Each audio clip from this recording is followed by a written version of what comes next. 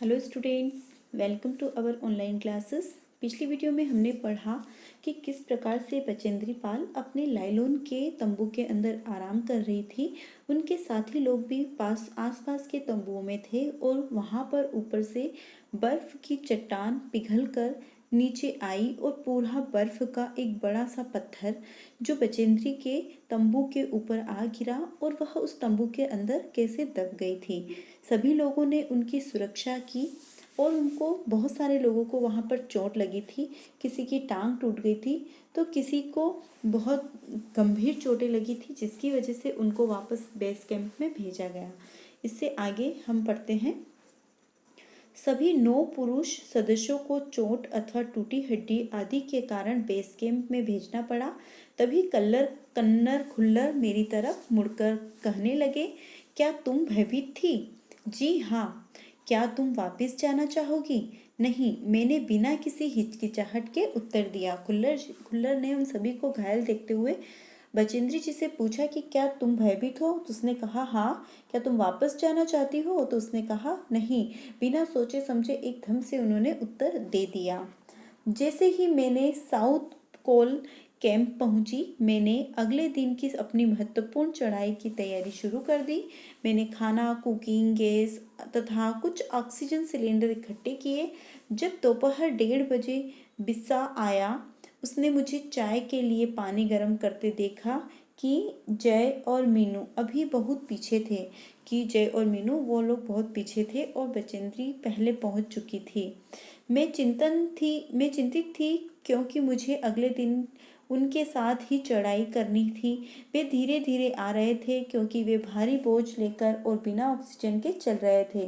दोपहर बाद मैंने अपने दल के दूसरे सदस्यों की मदद करने और उनके एक एक थर्मस में जूस और दूसरे थर्मस में चाय भर के वह उन लोगों के पास नीचे बर्फीली हवाओं में ही अपने तंबू से बाहर निकलकर उन लोगों के पास पहुंची। मीनू उनको बहुत जल्दी मिल गई थी। उसके बाद की और जय को भी उनको ढूंढना था, उनके पास भी जाना था। मुझे जय जेनेवा स्पर की चोटी के ठीक नीचे मिला। उसने कृतज्ञतापूर्वक चाय वगैरह पी, लेकिन मुझे आगे जाने से रोकने की कोशिश भी की, मगर मुझे की से भी मिलना था। थोड़ा सा और आगे नीचे उतरने पर मैंने की को देखा। वह मुझे देखकर हक्का बक्का रह गया, मतलब आश्चर्यचकित हो गया। तुमने इतनी बड़ी जोखिम क्यों उठाई? उसने कहा कि तुमने इतना बड़ा जोखिम क्यों उठाया? मैंने उसे दृढ़तापूर्वक कहा, मैं भी औरों की तरह एक पर्वतारोही हूँ, इसलिए इस दल में आई हूँ। शारीरिक रूप से मैं ठीक हूँ, इसलिए मुझे अपने दल के सदस्यों की मदद क्यों नहीं करनी चाहिए? कि हंसा और उसने पेय पदार्थ से प्यास बुझाई।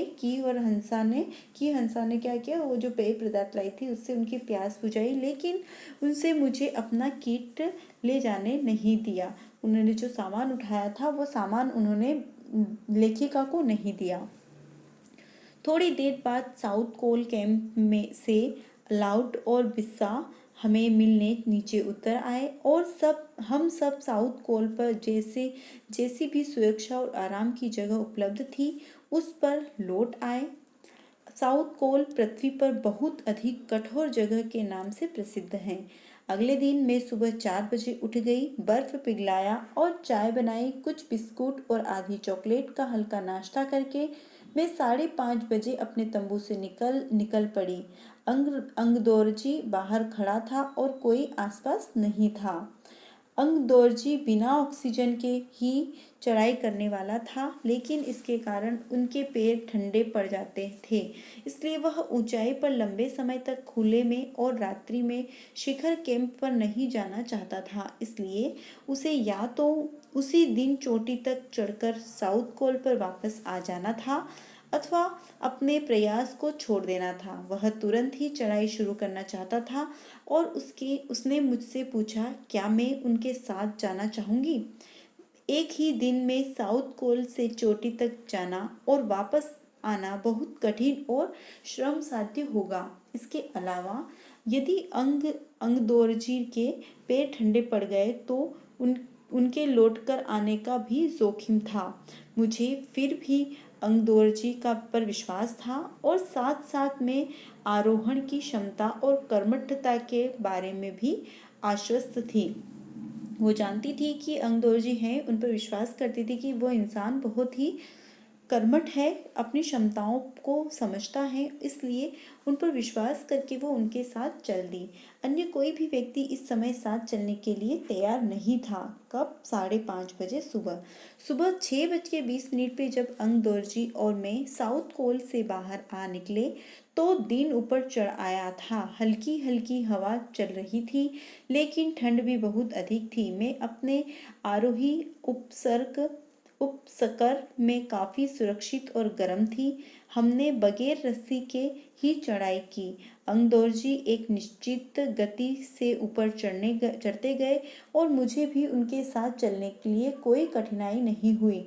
जमे हुए बर्फ की सीधी व ढलाऊ चट्टानें इतनी सख्त और खुरदरी थी मानो शीशे की चादरें बिछी हो।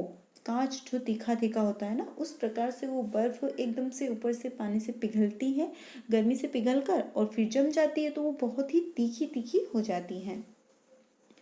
हमें बर्फ काटने के फावड़े का इस्तेमाल करना ही पड़ा और मुझे इतनी सख्ती से फावड़ा चलाना पड़ा जिससे कि उस जमे हुए बर्फ की धरती को फावड़े के दांते काट सके। मैंने उस खतरनाक स्थलों पर हर कदम अच्छी तरह सोच समझकर उठाया। 2 घंटे से कम समय में ही हम शिखर कैंप पर पहुंच गए।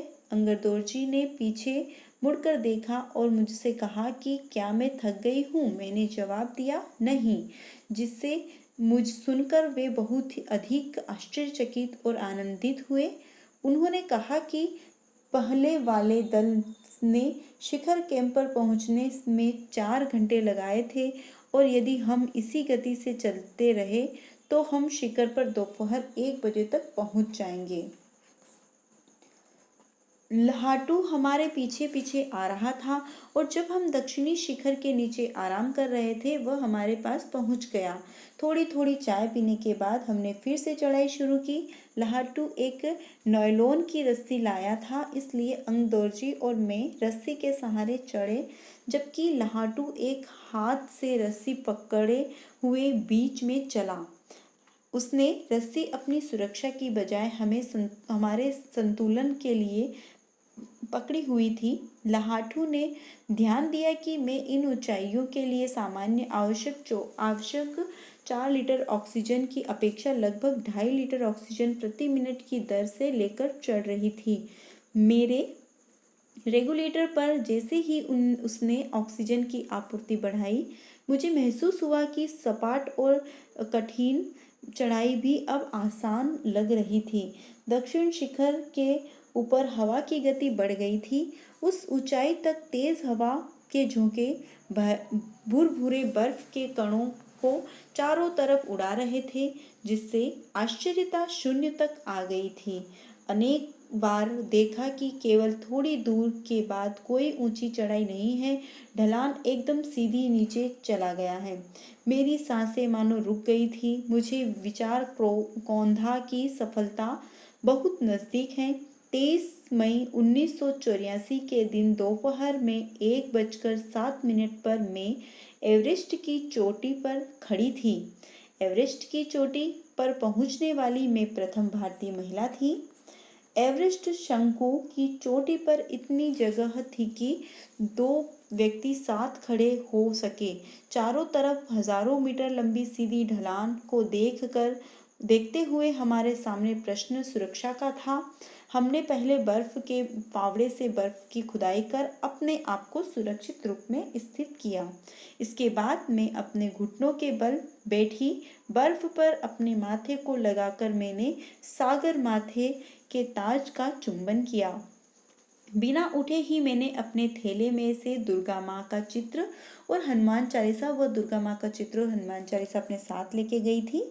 मैंने उसको अपने साथ लाए लाल कपड़े में लपेट छोटी सी पूजा अर्चना की और इनको बर्फ में दबा दिया। आनंद के इस क्षण से मुझे अपने माता पिता का ध्यान आया। जैसे मैं उठी, मैंने अपने हाथ जोड़े और मैं अपने रज्जू नेता अंगदोरजी के प्रति आदर भाव से झुकी। अंगदोरजी जिन्होंने मुझे प्रोत्साहित किया और मुझे लक्ष्य तक पहुंचाया। मैंने उन्हें बिना ऑक्सीजन के एवरेस्ट की दूसरी चढ़ाई चढ़ने पर बधाई दी। उन्होंने मुझे गले लगाया और मेरे कानों में फुसफुसाया, बोले, दीदी तुमने अच्छी चढ़ाई की, मैं बहुत प्रसन्न हूँ। कुछ देर बाद सोनम पुलर पहुँचे और उन्होंने फोटो लेने शुरू कर दिए। इस समय तक लाटू ने हमारे नेता को एवरेस्ट पर हम चारों के होने की सूचना दे दी थी।